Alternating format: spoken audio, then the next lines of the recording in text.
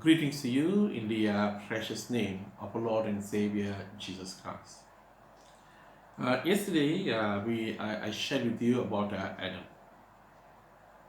and I highlighted the fact that Adam was with his wife when she was tempted. And from the Bible, we see that he did not do anything to save his wife from falling into temptation. He just stood there. And I said Adam had failed as the watchman. And today we will once again look at Adam. He's a very interesting guy, especially when you look at the fall of man. Now, if we turn to Genesis 3, verse 6, I read for you the second part of the verse. She took some and ate. So Eve took some fruits and she ate. Okay. She also gave some to her husband. She also gave some to her husband. Of course, sometimes we see this picture where the time of the fall of man, where Eve has eaten a fruit and then she shares the same fruit with her husband. But here it says she ate some and she gave some to her husband. Looks like they must have really enjoyed the forbidden fruit. So they must really enjoy the fruit. But Adam knew. Adam knew that God had clearly told him that he is not to eat the fruit from the tree of the knowledge of good and evil. And Eve also knew that. If you see, when you follow her response to the serpent. So both of them were well aware that they should not eat the fruit from the tree of the knowledge of good and evil. But here, why did Adam disobey God? And if you look at it, he chose to obey his wife. So he disobeyed God. Now, when you look at the temptation is bound to come. Now, we are all tempted each day. All of us are tempted. Every day we are tempted. Sometimes we may not even be aware of it. But you and I are tempted every day. But the intensity of the temptation depends through whom, in what context one is tempted. Now here, the serpent was not tempting Adam. The serpent successfully tempted Eve, and she fell into temptation. And now Eve, the beloved wife of Adam, was tempting Adam. No, serpent was not tempting Adam anymore. Eve had fallen into temptation. Now she is tempting her husband. The husband knew that if he chooses to obey his wife, he will be disobeying God's direct command to him. Why did he take the fruit and eat that Eve gave him? Now, as I say, temptation, we are all tempted. Now, I'll give you one example. Now, just imagine I'm trying to sell some product. I'm a salesman. Direct selling. Today, everyone is involved in direct selling. So I meet up with I'm meeting someone by the name of shall we say Matilda. I meet up with Matilda. So Matilda doesn't know me, and I don't know her. It's just that I just met. So I'm trying to sell her this product, but she's not interested. Yeah, she's not interested. She'll just because she doesn't know me, and I don't know her. She can easily say, brother, I'm not interested, and she can just walk away. She can just walk away. But I know Matilda very well. From Miri, yeah, I know her very well. So now I'm meeting her. Shall we say she's down visiting a daughter in Johor Bahru. So I'm meeting her, and now I'm trying to sell a product to her. She might not be interested, but she has no choice but to sit and listen to what I'm trying to tell her. So, because she knows me and I know her, and so she has no choice to sit down and listen to what I'm trying to tell her. And in the course, I may be successful in convincing her to buy what I'm trying to sell her, because she had sat down and we had a conversation. Or she will not be interested in the product. What to do? She knows me, and since I know him, I just buy lah. I just buy. Okay. I just take one. I take two. Because she knows me. The temptation is like that. Now, when temptation comes through someone we don't know, it's easy to avoid. When temptation comes through someone whom we love, through someone we care, through someone we respect, then it can be a difficult situation. Like Matilda, she's got the situation.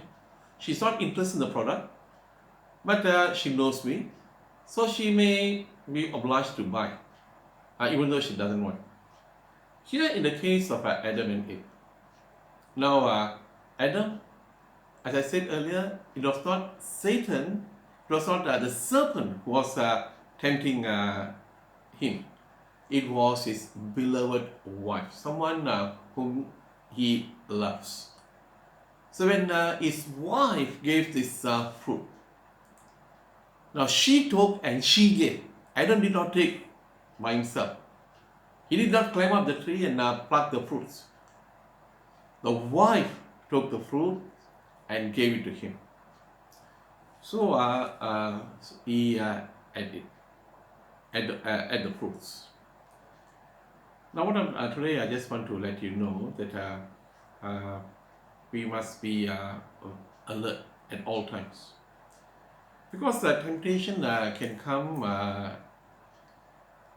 anytime through anyone, and sometimes that temptation can come through people whom we really love and care for.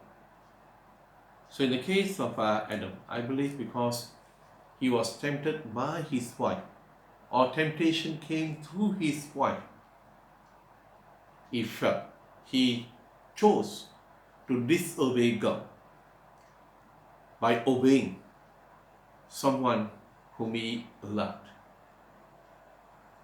Now we turn to Matthew. We see another incident. Here we are told of another temptation. Now, Matthew chapter 16. It's Peter's confession of Christ. I read for you, verse 17. Matthew 16, verse 17. Jesus replied, "Blessed are you, Simon, son of Jonah. For this was not revealed to you by men, but by my Father in heaven. And I tell you that you are Peter, and on this rock I will build my church, and the gates of Hades will not overcome it." No, the kind of things that Jesus is saying about Peter. I will give you the keys of the kingdom of heaven. So can you imagine the kind of things that Jesus uh, told Peter after he confessed that you are the Christ, the Son of the living God. So, and we all know that Peter was like a leader for the disciples. As we go on, verse 21. Now Jesus is talking about predicting his death. I read 21. From that time on, Jesus began to explain to his disciples that he must go to Jerusalem and suffer many things at the hands of the elders, chief priests, and teachers of the law, and that he must be killed, and on the third day be raised to life.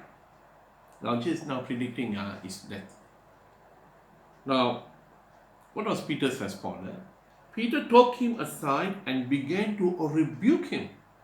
Never, Lord, he said, this shall never happen to you. Now, when Jesus said, he said, the Son of Man will be handed over, he will be crucified, he will be put to death. Jesus was only 33 years old. So Peter quickly told Jesus and said, Jesus, you don't talk about dying. You don't talk about dying. So the Bible tells us, and began to rebuke him. So Peter was rebuking Jesus. And what did Jesus do? Verse 23.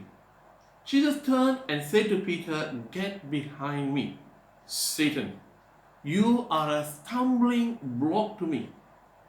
You do not have in mind the things of God, but the things of man. Now, in Genesis chapter 3, we saw how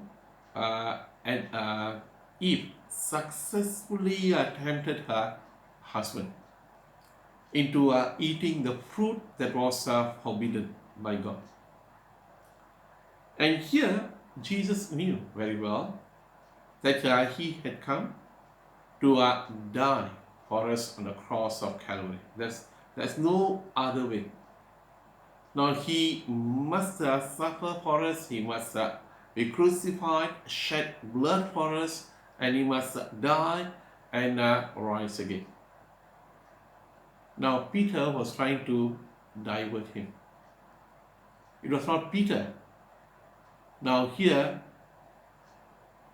Satan was using Peter, one of the disciples of Jesus, to tempt Jesus. Just like in Genesis, how the serpent did not tempt Adam directly, the serpent tempted Adam through his wife Eve. Of course, Adam did not discern, did not realize, and we do not know why he did not realize that he will be disobeying God by eating the fruit. But here Jesus knew very well. His mission was to die for us on the cross of Calvary. And it was Satan who was trying to manipulate him into not dying on the cross. So Jesus rebuked Peter. Now it's a very interesting lesson for us. Now temptation, I say temptation is bound to come. Now we will all be tempted. We are all tempted. As I said, every day we are being tempted. Now first we need to be alert. That's what Peter says. 1 Peter 5:8, where Peter says, be alert. He says, be alert. Our adversary, the devil, prowls around like a roaring lion. So the devil is actually prowling around looking for prey, whom he may devour. So as Christians, we must always be on alert. Now, sometimes if So, if we are not alert, we can easily fall into temptation, especially when the temptation comes through someone whom we love. Sometimes we may not even realize it. We may not even realize that we are being tempted to do something that God is not happy about. And we may just because of how to do, we are friends. I'll give you a good example. Sometimes I hear this quite often. One day I asked, but it's very very common. But I asked one of the church member, "Hey, how come I didn't see you in church last Sunday?" And she said, "No, Padri, I was getting ready to come to church. Suddenly, I had some friends all the way from Sarawak, from my kampung. So, what to do? They just came. I could not. I cannot say. No, I cannot welcome you. So I had to cancel coming to church and entertain them. I know it might not be a deadly sin, but you know that you are preparing to come to church, and now we so see how the devil works. Now, suddenly someone comes around, you are actually coming to church. You have already prepared to come to church. And then a friend just walks in and he says, okay, I won't go to church. We won't go to church. So we end up entertaining our relation or our friends. But I've also come across members where they bring their friends or relation to church. They tell them, hey, I'm going to church. I'm sorry you have come at the wrong time. Would you like to join me? We'll go to church and then we can go out for dinner or we can go for lunch and then bring them along. So sometimes we don't realize that we are being tempted. Sometimes what's wrong if I don't go to church? Next week I can go to church. So sometimes next week might never come. So next week will might never come because tomorrow is not promised to anyone. So sometimes when we are tempted, sometimes we may not even realize it. But we need to wait upon the Lord. Now this way we must pray that God will always grant her the spirit of discernment, the gift of discernment, so that we know what is from God and what is from our adversary.